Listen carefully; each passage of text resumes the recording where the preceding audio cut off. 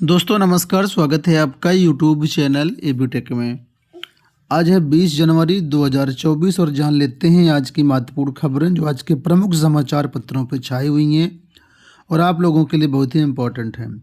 सबसे पहले यहाँ पर देखिए एक लेखपाल की नई भर्ती के बारे में अपडेट है कि लेखपाल के 4,697 और रिक्त पदों पर होगी भर्ती।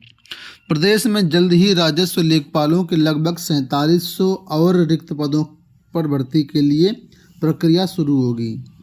वर्ष 2022 में हुई लेखपाल भर्ती परीक्षा का परिणाम बीती 30 दिसंबर को घोषित किए जाने के बाद उत्तर प्रदेश राजस्व परिषद ने लेखपाल के 4,697 और रिक्त पदों का प्रस्ताव उत्तर प्रदेश अधीनस्थ सेवा चयन आयोग को शुक्रवार को भेज दिया है। प्रदेश में राजस्व लेखपाल के कुल 30,837 पद हैं। इसमें से 12,697 पद खाली हैं।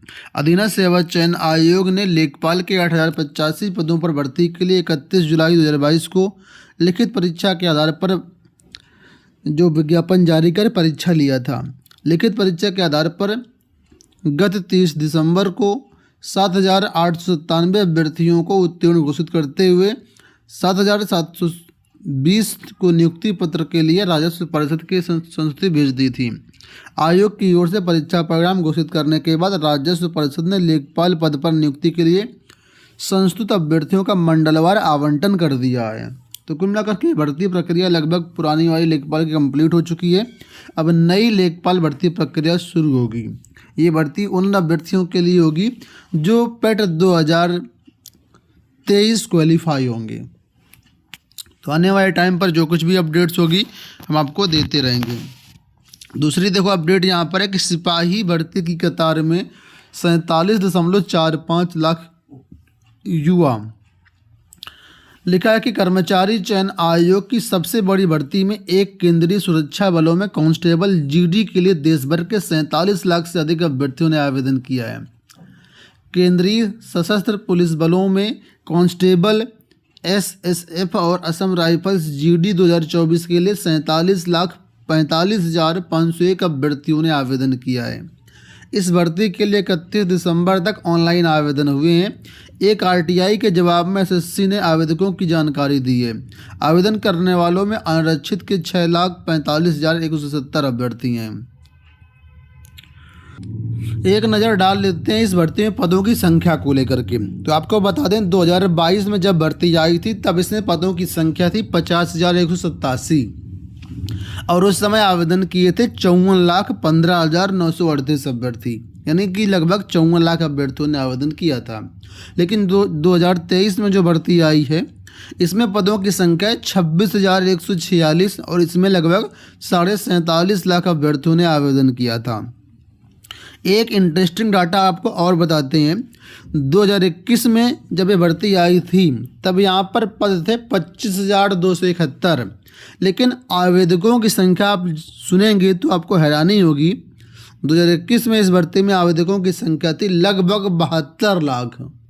तो आप समझिए कि पूरे इंडिया में कितना बेरोजगार छात्र हैं। यहाँ पर देखो असिस्टेंट प्रोफेसर भर्ती के बारे में अपडेट है कि असिस्टेंट प्रोफेसर भर्ती पर उठे सवाल, हो रही जांच है। प्रदेश के 6 अशासकीय सहायता प्राप्त एडेड बीएड महाविद्यालयों में भर्ती के लिए 14 असिस्टेंट प्रोफेसरों के चयन को लेकर के सवाल उठ रहे हैं। इनकी भर्ती कॉलेज प्रबंधक ने की थी। भर्ती के समय उनकी योग्यता असिस्टेंट प्रोफेसर पद के अनुरूप नहीं थी। इसके बावजूद उच्च शिक्षा निदेशालय ने इन सभी को स्थायी करते हुए वेतन जारी कर दिया। अब इन सभी का रिकॉर्ड मानव संपदा पोर्टल पर दर्ज किया जा रहा है। इसकी शिकायत उच्च शिक्षा मंत्री शासन और उच्च शिक्षा निदेशालय में हुई तो जांच की जा रही है। फिलहाल किसी का वेतन नहीं रोका गया है। तो 2003 में प्रदेश सरकार ने एडेड महाविद्यालयों में चल रहे वित्तविहीन बीएड संकाय को वित्त पोषित करने की प्रक्रिया शुरू की थी। इस प्रक्रिया में सबसे पहले इटावा के चौधरी चरण सिंह महाविद्यालय में चल रहे बीएड संकाय को वित्त पोषित करना था। कॉलेज में 3 पद सृजित किए गए थे और प्रबंधक से वहां तैनात शिक्षकों का शैक्षिक अभिलेख लिया गया था। उसके बाद प्रदेश सरकार ने 2006 में इस कॉलेज के बीएड संकाय के 3 शिक्षकों को वित्त पोषित यानी सरकारी कर दिया। तो यहाँ पर जो कुल मिला करके भर्ती हुई है जो वो एक तरीके से अवैध आप कह सकते हैं, या जिसके पास रिक्वायर्ड एलिजिबिलिटी नहीं, उसके बाद भी यहाँ भर्ती की गई और इस जो है वेतन भी दिया जा रहा है आज तक। अब इसकी जांच शुरू है। खैर हम लोग देखते हैं यहाँ पर अगली अपडेट। तो लिखा है प्रायोगिक परीक्षा में अब कठिनाई नहीं, फ़ोन नंबर व ईमेल जारी, 9 फरवरी तक करवाए जाएंगे यूपी बोर्ड की प्रैक्टिकल परीक्षाएं। तो यूपी बोर्ड की प्रैक्टिकल परीक्षाओं का शेड्यूल आप लोग जानते हैं जारी हो चुका है। इसमें आपको बता दें कि प्रैक्टिकल परीक्षाएं 25 जनवरी से शुरू हो रही हैं और पहला चरण 1 फरवरी तक चलेगा। इसमें जो मंडल हैं वो इस तरीके से हैं: आगरा, सहारनपुर, बरेली, लखनऊ, झांसी, चित्रकूट, अयोध्या, आजमगढ़, देवीपाटन और बस्ती। ये सब फर्स्ट चरण के अंतर्गत आएंगे और यहाँ पर 25 जनवरी से 1 फरवरी के बीच प्रैक्टिकल होंगे। वहीं पर दूसरा चरण 2 फरवरी से 9 फरवरी तक रहेगा। इसमें जो मंडल है वो इस तरीके से हैं: अलीगढ़, मेरठ, मुरादाबाद, कानपुर, प्रयागराज, मिर्ज़ापुर, वाराणसी, गोरखपुर, ये हैं। तो इसमें द्वितीय चरण में आपका जो होगा प्रैक्टिकल होगा।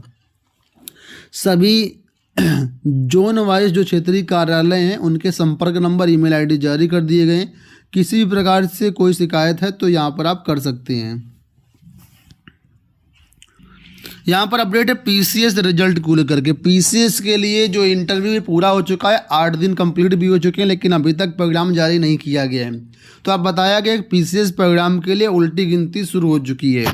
आयोग बहुत जल्दी रिजल्ट जारी कर सकता है, तो किसी भी दिन ये प्रोग्राम जारी किया जा सकता है, ऐसी जानकारी निकल के आ रही है। पीसीएस 2023 मुख्य परीक्षा के बाद इंटरव्यू हुए और अब इसका फाइनल रिजल्ट जारी होना है।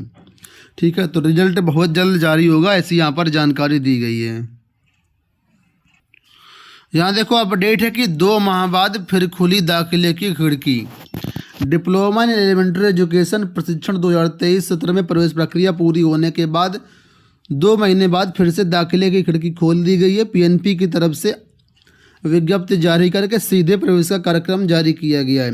निजी संस्थानों में रिक्त सीटों पर सीधे प्रवेश के लिए 23 व 24 जनवरी को काउंसलिंग होगी। संस्थानों को 25 जनवरी तक प्रवेश लेने वाले अभ्यर्थियों की सूचना वेबसाइट पर लॉग करनी होगी, अन्यथा प्रवेश मान्य नहीं होगा। तो आपको बता दें कि जो भी अभ्यर्थी डायरेक्ट एडमिशन लेना चाहते हैं डीएलएड में, वो लोग यहाँ पर ले सकते हैं। ठीक है, लगभग 70,000 सीटें यहाँ पर खाली रह गई थी। उन 70,000 सीटों पर डायरेक्ट एडमिशन की प्रक्रिया डीएलएड में शुरू हो चुकी है। अगली अपडेट है, देखिए एनपीएस को लेकर के। लिखा है एनपीएस से 25% रकम ही निकाल सकेंगे। पेंशन योजना से जुड़े नए प्रावधान 1 फरवरी से लागू होंगे। तो पेंशन फंड नियामक और विकास प्राधिकरण ने एनपीएस के तहत पेंशन निकासी के नियमों में बदलाव किए हैं। इसके अनुसार एनपीएस सदस्यों को पेंशन खाते से 25% से अधिक राशि निकालने की अनुमति नहीं होगी। नए प्रावधान 1 फरवरी से लागू किए जाएंगे। तो दोस्तों ये हो गई दोस्तों आज की सारी अपडेट। उम्मीद करूंगा वीडियो आपको पसंद आया होगा। इसी तरह के अपडेट्स के चैनल को सब्सक्राइब कर लीजिए। इसमें किसी भी आप न्यूज़ को डाउनलोड करना चाहो तो हमारे टेलीग्राम चैनल से डाउनलोड कर सकते हैं। लिंक वीडियो के डिस्क्रिप्शन बॉक्स में दिए गए हैं। फिलहाल इस वीडियो में इतना ही।